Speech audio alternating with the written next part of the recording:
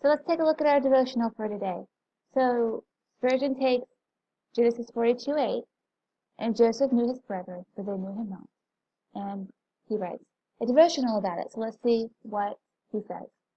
This morning, our desires went forth for growth in our acquaintance with the Lord Jesus. It may be well tonight to consider a kindred topic, namely, our heavenly Joseph's knowledge of us. This was most blessedly perfect long before we had the slightest knowledge of him. His eyes beheld our substance, yet being imperfect, and in his book all our members were written, when as yet there was none of them. Before we had a being in the world, we had a being in his heart. When we were enemies to him, he knew us, our misery, our madness, and our wickedness. When we wept bitterly in despairing repentance and viewed him only as a judge and a ruler, he viewed us as his brethren, well beloved. And his bowels yearned towards us. He never mistook his chosen, but always beheld them as objects of his infinite affection. The Lord knoweth them that are his is as true of the prodigals who are feeding swine as of the children who sit at the table.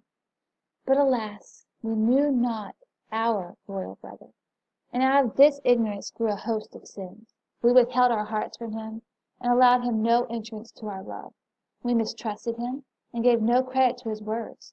We rebelled against him, and paid him no loving homage. The Sun of Righteousness shone forth, and we could not see him. Heaven came down to earth, and earth perceived it not.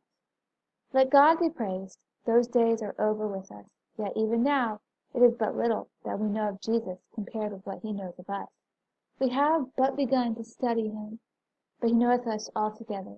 It is a blessed circumstance that the ignorance is not on his side, for then it would be a hopeless case for us. He will not say to us, I never knew you, but he will confess our names the day of his appearing, and meanwhile will manifest himself to us as he doth not unto the world.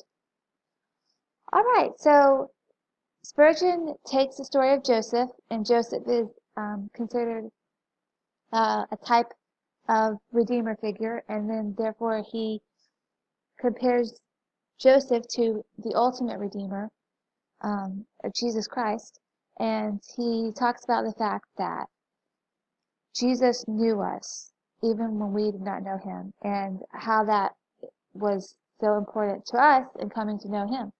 Remember, it talks about in Scripture that we love God because he first loved us. So I want you for today to answer these questions. Number one, how are ways you can know God better? Or I guess I should say, what are ways you can know God better? And number two, how can you show that you know God better? Thank you. Bye.